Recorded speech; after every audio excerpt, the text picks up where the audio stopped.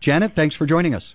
Thank you. Thank you for taking my call. As a parent, I'm beyond appalled at the billion-dollar cut to the education budget, and cutting the education budget means that our children are going to be less prepared for the future and less prepared to take on successful jobs. How can we expect to prosper as a state and a community when we aren't preparing our children for the future?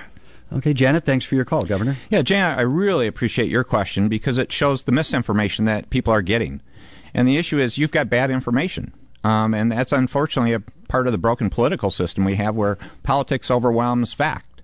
The good part is that I can tell you with respect to our investment in K-12 with state dollars for education, since the first 3 years I was in office, we put over $1 billion during the 3-year period into public education for K-12. The budget I just approved for this last year is $1 billion higher than the year before I took office. So we've made very large investments in public education. A lot of that money is savings from pension and benefit reforms, school employee pension and benefit reforms. Is that money taking too long to make its way into the classroom? Actually, a couple things, Rick, to go to your point. That savings number is actually savings. Those are dollars they would otherwise have to pay. That amounts to over $300 a student that school districts would have to pay if we hadn't done those reforms and made payment plans. A big part of what we're paying is we're actually putting dollars into the schools to help them pay their retirement obligations.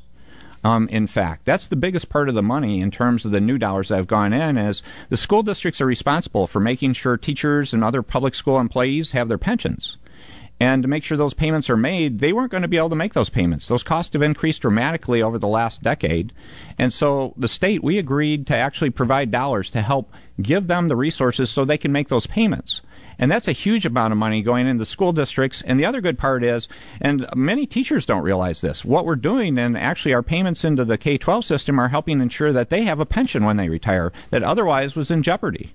Let's touch on one of the more controversial aspects of your education policy, and that's the Education Achievement Authority. To say that your critics consider this a failure might even be an understatement. That there are mixed results for the students who are in these schools.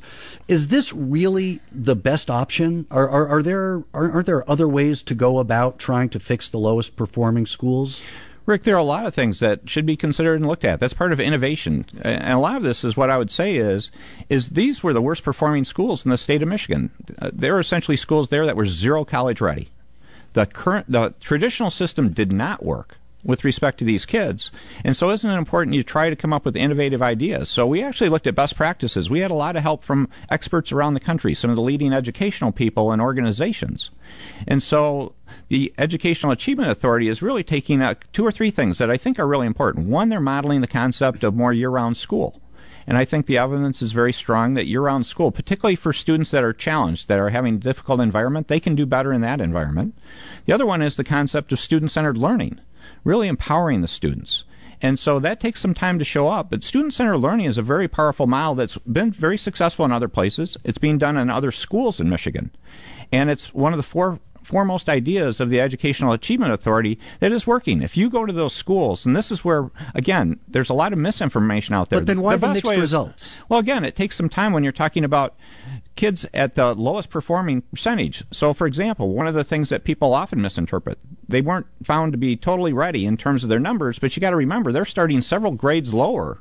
So you don't make up several grades in 1 year. It takes multiple years. The real question is, has there been student growth from the last time they were really gone through, tested or assessed in some fashion? And they're showing results there. Okay, and we have a message on Twitter from Ken. Mm-hmm. Governor, why are you expanding charter schools when enrollment is dropping across the state?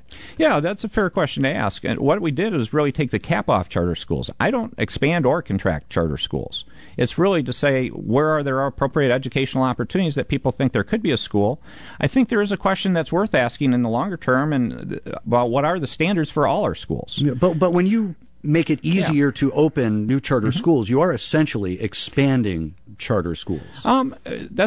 what you're doing is expanding the opportunity. That doesn't mean a school is going to go in. Again, there needs to be enough demand for that school to exist, to be successful. And that's part of the question that I think is a fair question to ask is what's the supply and demand of schools and students in our state?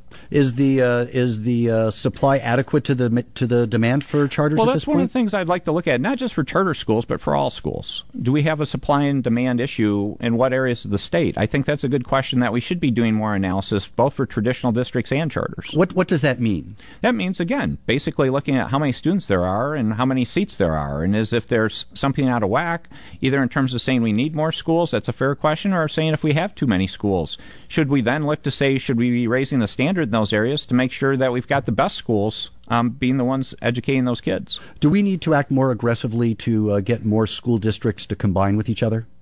Well, I view that as a local question, but if you look on the face of it, I think we want to create incentives and encourage schools to look at that, school districts. Because it's interesting when you talk to parents or kids, I mean, the things they really care about typically are the school. Most people don't think a lot of times about their school district. And if there's ways to save money or be more efficient, and in particular create an environment where you can put more resources in the classroom, that could be a good answer. And what could you do to encourage school districts to maybe look at that? We've actually done that in the past, where we put aside some budget resources to actually allow for dollars for places that want to go study that or help on working on the consolidation process. We actually had a situation this last year where Albion and Marshall High Schools came together, not the school districts, but the schools themselves. And that turned Although out that to was be managing successful. a crisis. But that was a successful case that got managed through because both communities worked hard on making it work. So in many cases, I view it as something that's really got to be driven at the local level with us being a supporting resource. Cuts to higher education, the cuts that were made initially in your administration, that those still have not been fully restored. What is your goal as far as funding for a higher education? Yeah, it's to restore them, Rick. I mean, again, we had $1.5 billion deficit, so had to make a lot of tough cuts the first year I got in office. And I was happy this last year. We'd made cost of living increases the couple of years before, but we made a significant move towards restoring that cut. And if you looked at my budget presentation, actually I had a slide in there that talked about restoring that full cut. Mm-hmm. Do we focus too much right now on four-year degrees at the expense of associate's degrees and professional licenses and that sort of thing? Well, the answer is yes, but a couple things. This is a longer situation, but this is a national problem. We sort of broke our system for career tech education, not just associate's degrees, but really encouraging people to go in the trades.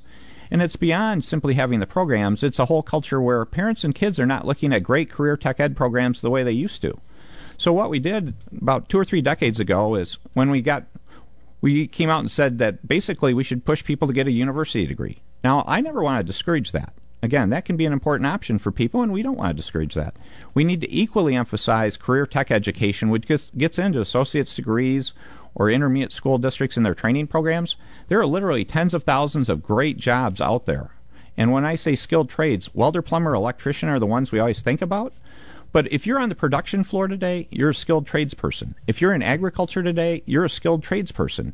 And so these are great, well-paying jobs. Let's fill them up. So I actually have that as the top priority as I go into a second term, is to make Michigan the leader in career tech education and helping people get career connected.